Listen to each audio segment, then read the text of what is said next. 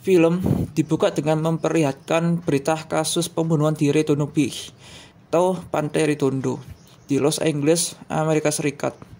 Dan Pak Paul masih menyelidiki kasus pembunuhan tersebut yang menghilangkan jiwa Lisa Gonzalez, wanita berumur 22 tahun dan wafat kemarin malam.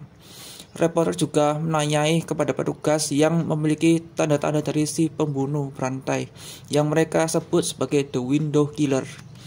Jumlah korban terus bertambah di Southland selama 2 tahun terakhir menjadi 15 orang. Dan pembawa berita juga menambahkan julukan dari si pembunuh karena si pembunuh mengambil mata korban untuk dijadikan piala keberhasilan. Kemudian scene berpindah ke salah satu mobil van yang terparkir di sebuah bank. Terlihat si Pak Supir sedikit tegang dan tak lama Pak Supir melihat pedestrian menuju bank dan memberitahu kepada kelompoknya kalau itu hanya warga sipil, dan diketahui kalau kelompok tersebut adalah kawanan perampok yang siap merampok bank.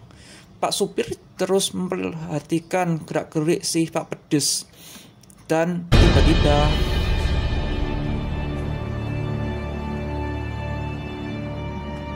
What the fuck is this? Move on, asshole.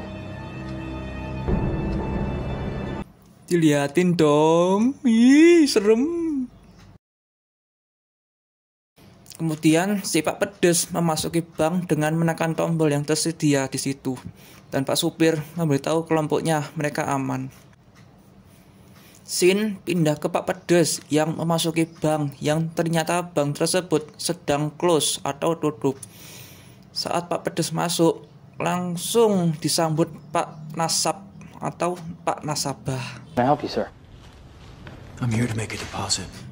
Pak Pedes berkata kalau dia ingin melakukan deposit. Scene pindah ke si perampok kalau mereka akan beraksi 5 menit lagi. Dan perampokannya sangat mudah karena tidak ada penjaga dan hanya beberapa warga sipil dan pegawai. Scene pindah ke Pak Pedes dan Pak Nasab.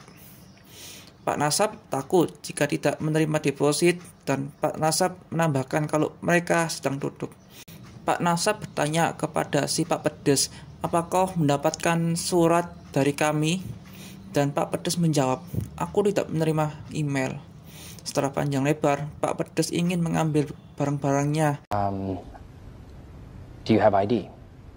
Dan Pak Nasab menambahkan, kau harus punya kartu ID atau kartu identitas. Pak Pedes langsung memberikan sebuah buku pada Pak Nasab yang ternyata dia merupakan seorang pendeta.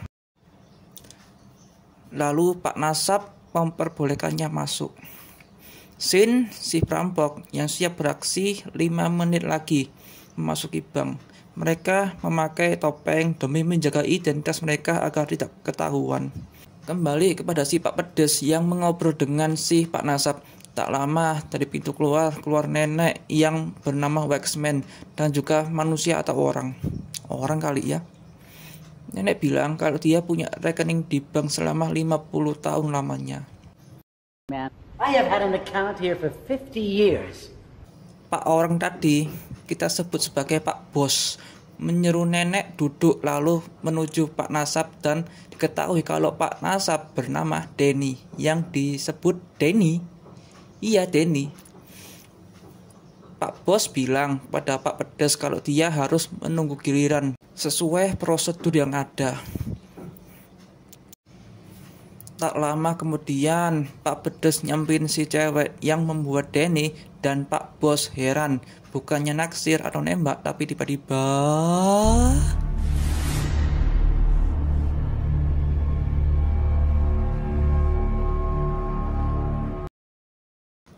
walah, cuma dilihatin doang mas bro.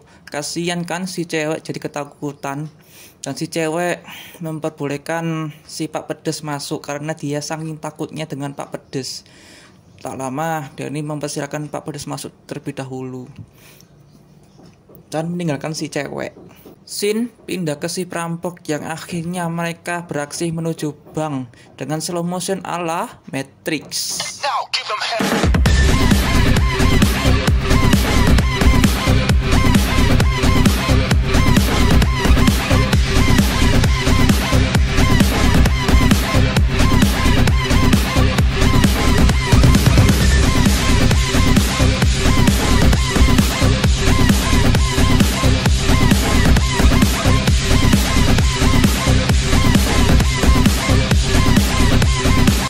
Para perampok memasuki bank dengan menodongkan senjata, membuat para manusia di sana panik sepanik-paniknya.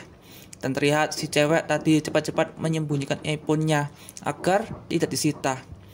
Petinggi perampok menanyai kepada semua anggotanya yang ternyata mereka aman. Dan langsung menyandra para manusia yang disebut Sandra. Iya, Sandra.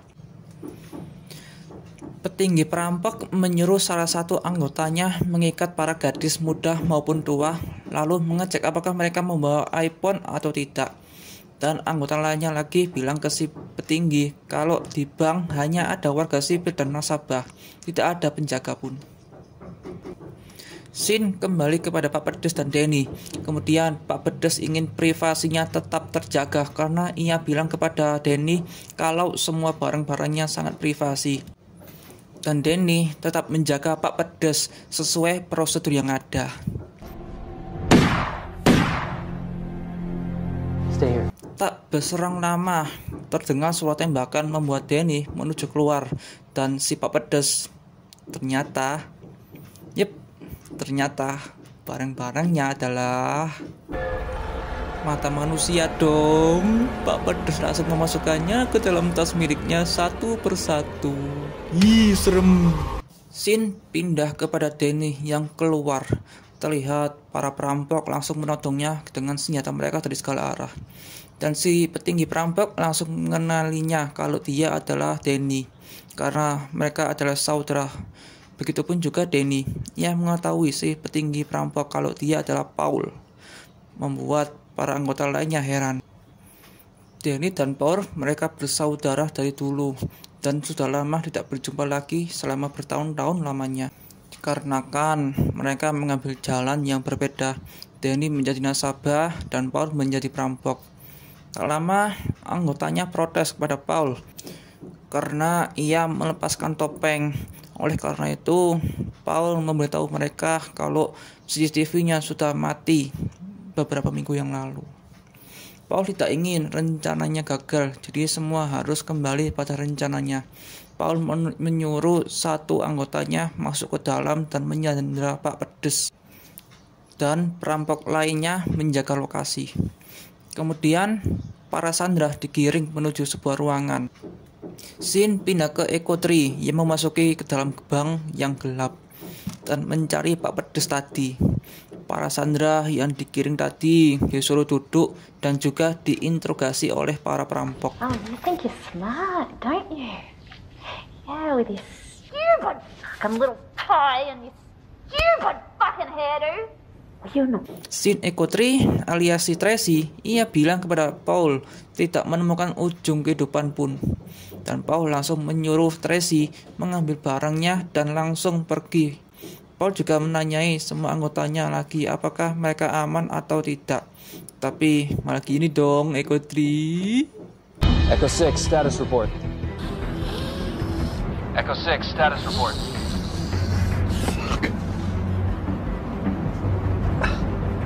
All clear. Echo 4, status report. We're having a party back here. Jeez, Echo 4! Jeez, you fucking self. All secure, okay? It's coming, Echo 3.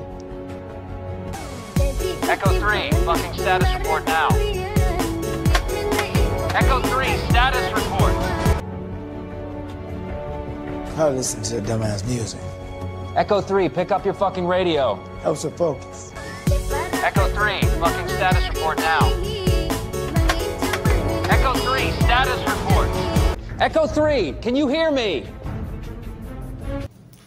Ya jelas-jelas gak kedengar lah mas bro, orangnya aja pakai earphone. Scene pindah ke para Sandra. Si nenek mengajari sedikit kesopanan kepada para perampok yang akhirnya patuh juga. Come on. Tak lama sesaat si para perampok pergi, Denny langsung cepat-cepat menghubungi polisi lewat HP-nya si cewek yang disembunyikan tadi. Denny tidak bisa menelepon polisi, ntar ketahuan. Jadi terpaksa Denny harus mengirim SMS kepada 911. Tak lama para perampok kembali lagi dengan suasana sedikit berbeda.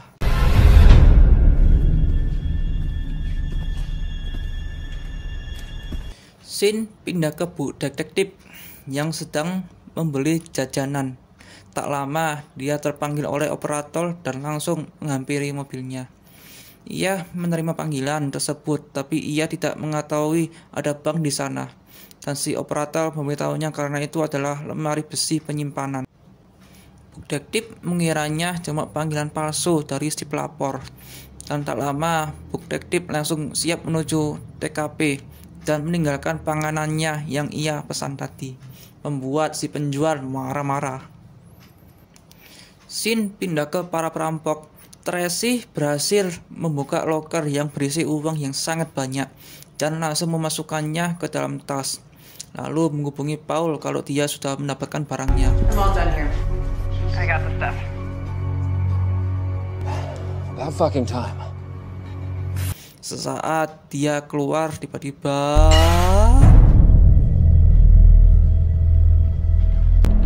Put your hands where I can see them. Where the hell did you come from?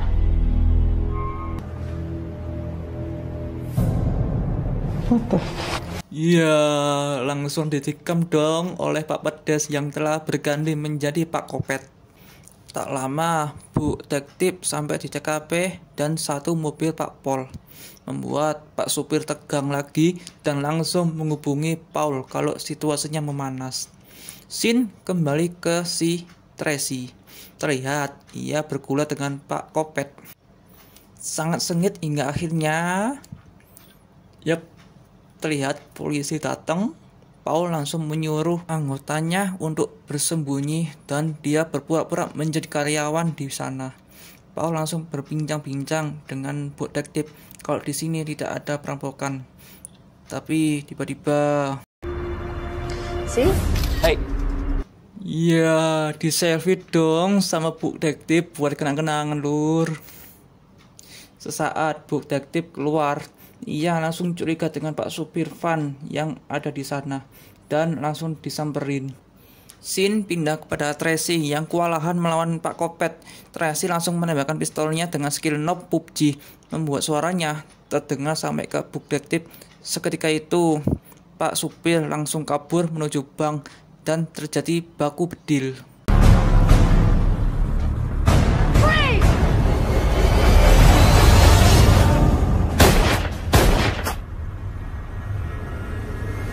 Dan naasnya Pak supir ketembak Bu Detektif hingga tak sadarkan diri, membuat para perampok lainnya langsung membalas serangan.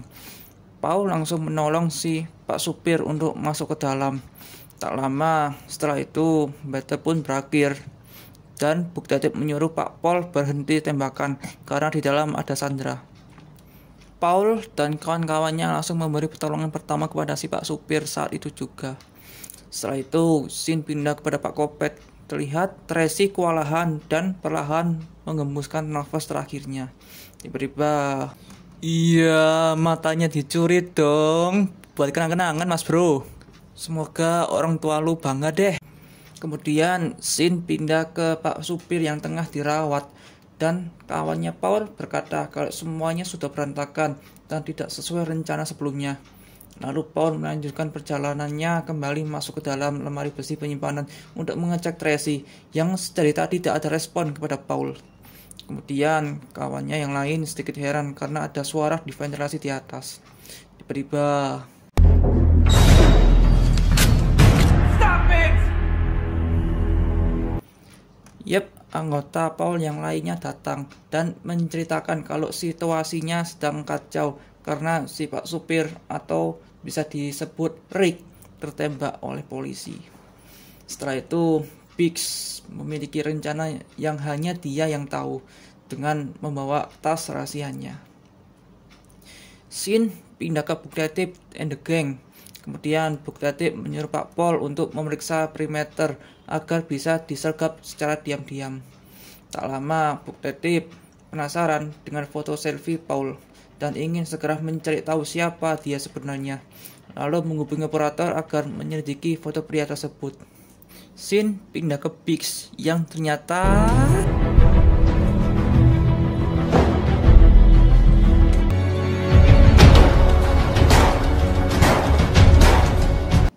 Iya, ada jalan rahasianya bro di bank ini. Di sisi Paul, ia sedang mencari Tracy. Terlihat Tracy tak sadarkan diri dan memakai topeng. Pas dibuka, iya, matanya hilang dong. Wih, serem. Dan Paul langsung menghubungi kawan-kawannya yang lain kalau Echo 3 atau Tracy sudah modar. Kemudian si Paul membawa barang tersebut yang masih utuh dan membawanya pergi. Scene pindah ke Parasandra. Tak lama si nenek ingin pergi ke kamar kecil untuk BAK atau buang air kecil.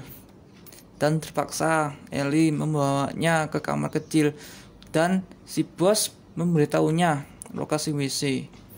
Di sisi Paul terlihat si pak supir keadaannya memburuk. Kemudian Paul menanyakan situasi kepada rekannya yang ternyata situasinya seperti biasa. Tak ada perubahan. Rekannya juga bertanya lagi kepada Paul apakah berdua berpisah saat ulang tahun atau semacamnya. Dan Paul menceritakan masa lalunya bersama Danny yang ternyata antara Danny dan Paul seperti keluarga dekat dan mereka bergabung ke militer.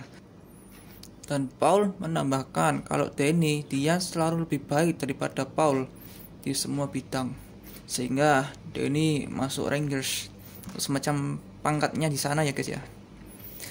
Setelah itu mereka berdua bercerita serial killer yang berkeliaran, yakni The Window Killer. Scene berganti ke si nenek yang pergi ke WC, tapi salah alamat karena itu adalah WC pria. Dengan sangat paksaan dari Ellie, terpaksa si nenek masuk WC yang dimiliki oleh para pria. Kemudian si Paul ia menceritakan seluruh kisahnya bersama Danny, membuatnya bernostalgia. Tak lama di sisi nenek yang tak kunjung keluar membuat Ellie terpaksa harus masuk ke dalam WC pria. Tiba-tiba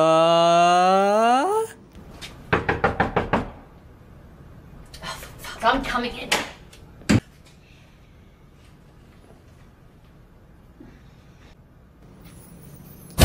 ya, dimana ada darah pasti ada peristiwa dong.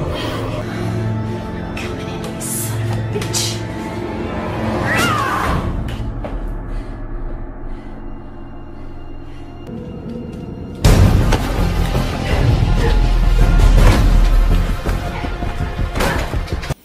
Kemudian Sin pindah ke kawannya tadi. Dia merasa cemas karena Ellie tak kunjung kembali dan Danny menyuruhnya mewaspadai ventilasi.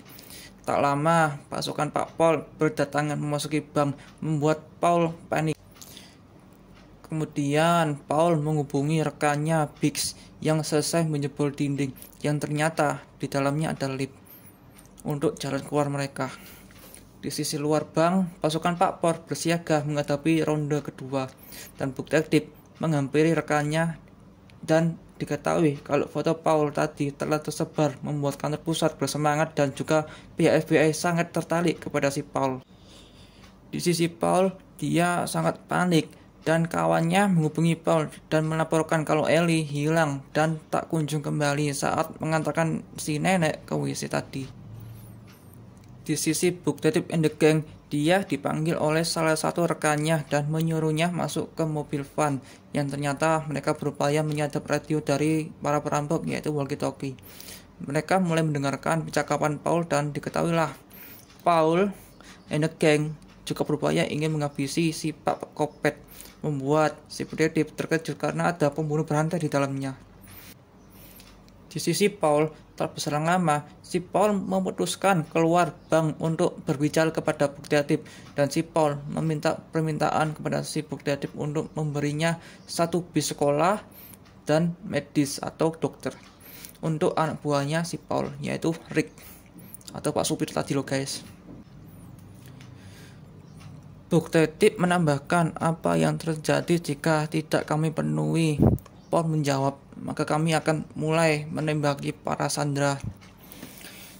Setelah itu, Paul kembali ke dalam bank dan permintaannya disetujui oleh detektif. Paul menghubungi Biggs dan perkembangan status beberapa menit lagi selesai. Kemudian Paul menambahkan agar para sandera diturunkan satu persatu dan setelah itu mencari Ellie. Kemudian scene pindah ke si Pak Paul yang sudah berada di belakang bangunan. Dan Bu Detektif menyuruhnya tetap berada di sana karena di sana tidak ada pintu, melainkan jendela. Di sisi Paul and the gang, mereka berusaha mengiring para sandera turun, dan rekannya Paul menghentikan Danny untuk menyuruhnya mengobati rekannya si Pak supir tadi dengan P3K. Kemudian scene berganti ke si Bu Detektif. Terlihat ada mobil hitam ikut serta di sana, dan ia mengiranya mereka adalah pihak FBI. Setelah itu, Bu Detektif dan rekannya Franklin memperkenalkan kepada mereka, dan mereka juga memperkenalkan diri.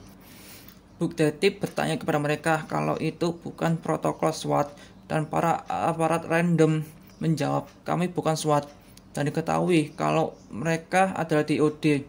Tak hanya itu, mereka juga memiliki foto Paul yang ternyata mereka selama ini mengejarnya selama bertahun-tahun. Dan si aparat random atau Sinclair menambahkan kalau di dalam bank ada uang senilai ratusan juta dalam bentuk uang yang merupakan uang kartel. Detektif Franklin memberitahu kalau di dalam bank ada pembunuh berantai yang dijuluki The Window Killer. Setelah itu, scene pindah ke si Paul and the gang. Rekannya Paul turun ke lantai bawah dan membawa para sandera, tapi tidak dengan Danny. Ia menyuruhnya mengobati luka si Pak supir. Tak lama, Paul memanggilnya karena di luar ada Sinclair, musuh dari Paul and the gang. Di sisi Bu Detektif, ia menanyakan rencana selanjutnya, yaitu menyergap Paul and the gang dengan memasukkan rekannya Smith masuk sebagai medis dan kembali dengan mendapatkan informasi, dan Chan sebagai sniper siaga.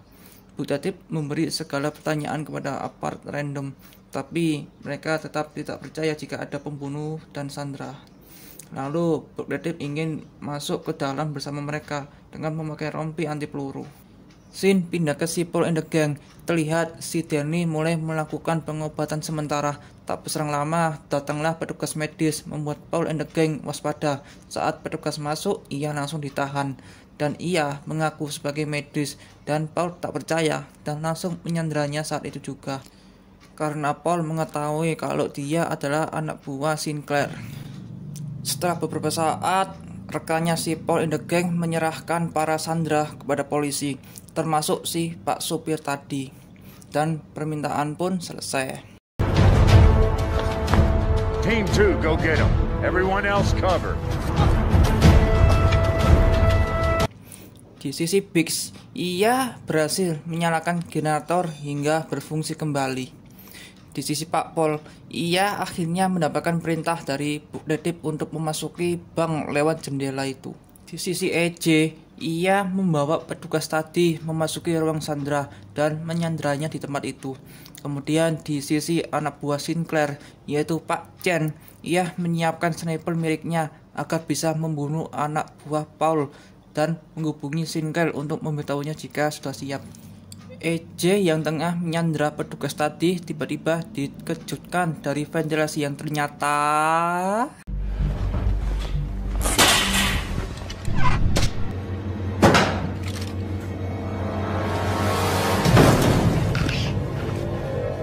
iya, itu sih Pak Kopet tadi lulur. Setelah itu Pak Paul tadi berhasil memasuki salah satu ruangan dan mulai mencari keberadaan Paul and the gang. Tapi mereka terkejut karena ada pintu lift yang tadi dijebol oleh Biggs. Dan tanpa sadar, Biggs datang sesaat si Pak Paul pergi. Pada akhirnya, Paul and the gang bisa kabur lewat sebuah lift. Di sisi EJ, ia menginterogasi si Pak Kopet yang ternyata ia menyongkel mata karena perintah dari Tuhan. Ah, masa sih? Tak lama, ini yang terjadi. Green light. Repeat, green light.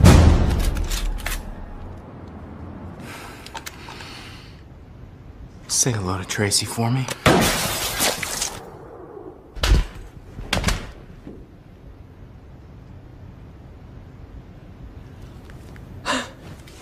God protects those who serve him. Yep, gak si Pak Kopet, gak si sniper, kenanya mesti di bagian mata lulur, headshot dah tuh orang.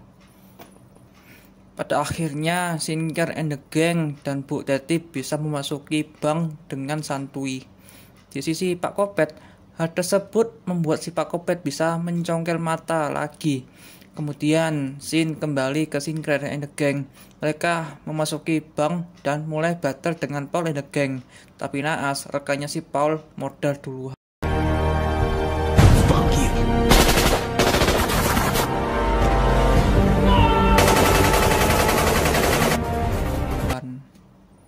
Dan tololnya, si Sinclair memanggil Paul apakah ia masih berada di pihaknya atau tidak. Lalu Paul menunjukkan barang curiannya tadi agar segera diserahkan kepada Sinclair. Kemudian diketahuilah kalau dulu si Sinclair berteman dengan si Paul menjadi kartel.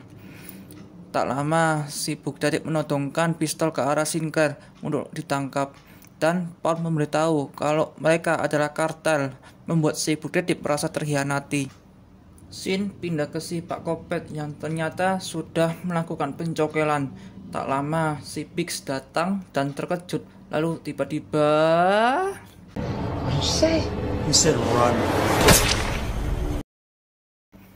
Sin jatuh kepada Pak Paul yang tengah menuruni tangga dan bertemu dengan Bugdadip. Pada akhirnya terjadilah baku tembak lagi. Bones.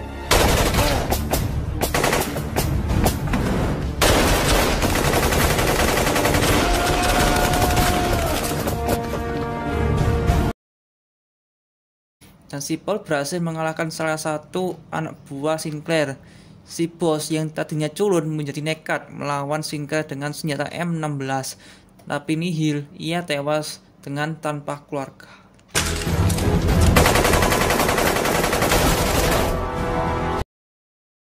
Si Bugdadip menodongkan kembali senjatanya kepada Sinclair karena anak buah Sinclair masih banyak, sedangkan Bugdadip sendiri yang disebut kalah jumlah. Pada akhirnya ia modar karena banyak bacot.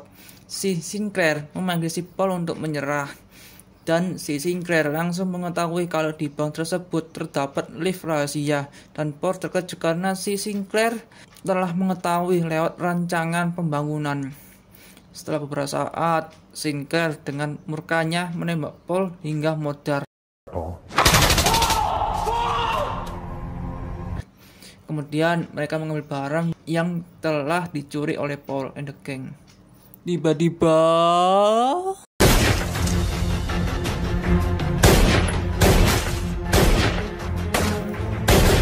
ya, ternyata Bugdadip masih hidup dong. Tenasnya si Chen modar hingga menyisakan si Sinclair seorang diri. Kemudian si Sinclair langsung membawa barang tersebut kabur. Danny menghampiri Paul yang setengah modar hingga akhirnya modar juga. Lalu Danny menghampiri Bugdadip yang sekarat. Di sisi Sinclair, ia terkejut karena di ruang pelariannya terdapat banyak mayit tanpa mata. Kemudian Sin kembali lagi ke si Danny. Ia melepaskan ikatannya dan menolong Bugdadip. Si Bugdadip dengan baik hati memberikan pistolnya kepada Danny. Pada akhirnya dia modar. Dan di saat itulah pihak nasabah ikut berjuang. Tak lama si Sinclair memasuki lift dan di sisi Danny, ia juga terkejut karena di ruangan tadi banyak mayat tanpa mata. Danny melanjutkan pergerakannya hingga memasuki lift tadi. Kemudian Sinclair ia menelusuri lorong dan ia merasa Danny bermain-main dengannya. Dan yang ternyata baku battle pun terjadi antara si kartel dan si Kopet. Dan itu ngapain si kartel ngelawan si Kopet? Dan pada akhirnya si Pak Kopet kabur dan disusul si nasabah. Dan akhirnya Danny bertemu si Pak Kopet dan terjadilah battle nasabah versus Kopet.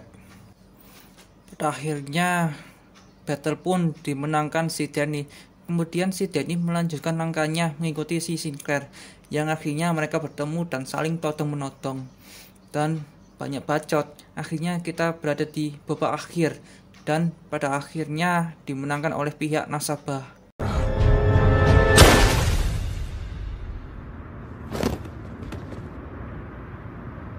Kemudian si Danny membawa barang yang berupa uang tadi untuk diserahkan kepada pihak berwenang. Dengan perasaan bahagia, senang, dan sedih, ia tanpa sadar diikuti oleh sosok misterius yang ternyata